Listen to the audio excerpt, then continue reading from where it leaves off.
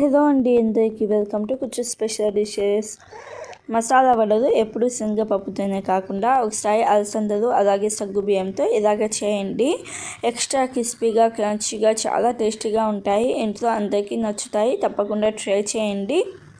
ముందుగా ఈ వడల కోసం 1 కప్పు సగ్గుబియ్యం అలాగే 1 కప్పు అలసందలను ఒక 2 గంటల పాటు నానబెట్టుకోవాలి. 2 గంటల తర్వాత చూపిస్తున్నాను మీకు. ఇలాగా నానబెట్టుకున్న అలసందలను ఒకసారి నీళ్ళతో శుభ్రంగా కడిగాను. అలాగే సగ్గుబియ్యం కూడా 1 కప్పు సగ్గుబియ్యాన్ని ఒకసారి నీళ్ళతో శుభ్రంగా కడిగి 1.5 కప్పు నీళ్ళు వేసుకొని 2 గంటల పాటు నానబెట్టుకున్నాను. ఇలాగ నానబెట్టుకున్న ఈ సగ్గుబియ్యాన్ని ఒక మిక్సీ జార్లోకి వేసుకుంటున్నాను. నీళ్ళు ఏమీ వేయకుండా సగ్గుబియ్యం అలాగే అలసందలను మాత్రమే మిక్సీ జార్లోకి వేసుకోండి.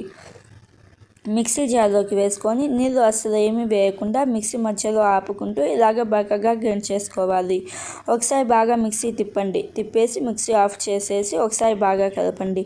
కలిపిన తర్వాత మళ్ళీ మిక్సీ గ్రైండ్ చేసుకోండి. ఇలాగ ఆపి గ్రైండ్ చేసుకోవడం వలన మనకి ఇవి కొంచెం బరకగానే ఉంటాయి. ఇలాగ బరకగా చేసుకున్న ఈ పిండిని ఒక గిన్నెలోకి వేసుకొని ఒక మీడియం సైజు ఉల్లిపాయను సన్నగా కట్ చేసుకొని వేసుకోండి. అలాగే 4-5 పచ్చిమిర్చిని సన్నగా కట్ చేసుకొని వేసుకొని కొంచెం కరివేపాకు వేసుకోండి. అలాగే 1 టీ స్పూన్ దాకా జీలకర్రను వేసుకొని ఉప్పు 1/2 టీ స్పూన్ అలాగే పసుపు 1/2 టీ స్పూన్ వేసుకొని ఒకసారి బాగా కలపండి.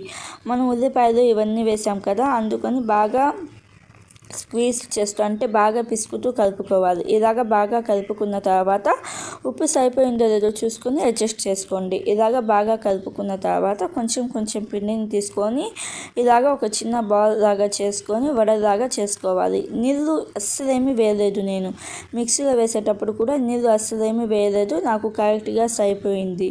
ఇలాగ వడలాగా చేసుకున్న తర్వాత వీటిని ఆయిల్ ఎక్కువ హీట్ చేయొద్దు. కొంచెం లైట్గా హీట్ అయిన ఆయిల్లో వేసుకొని మంట మీడియం ఫ్లేమ్లో పెట్టేసి ఆయిల్లో వేసే వెంటనే గరిటెతో కలపకుండా ఒక 2-3 నిమిషాల తర్వాత గరిటెతో కలపాలి.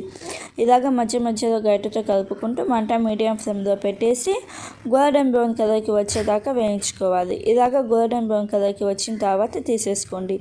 ఇలాగ తీసిన తర్వాత మంట మీడియం ఫ్లేమ్లోనే పెట్టేసి ఒక్కొక్కటి ఇలాగ షేప్స్ లాగా వడలాగా చేసుకొని మీడియం హీటెడ్ ఆయిల్లో వేసుకొని మంట మీడియం ఫ్లేమ్లో పెట్టేసి ఉడికించుకుంటే చాలా క్రిస్పీగా ఉంటాయి. నూనె అస్సలు పీల్చవు.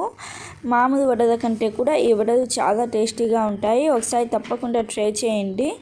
ఒకసారి తప్పకుండా ట్రై చేసి మీకు ఎలా వచ్చిందో నాకు కామెంట్లో చెప్పండి. Thank you friends. బాయ్.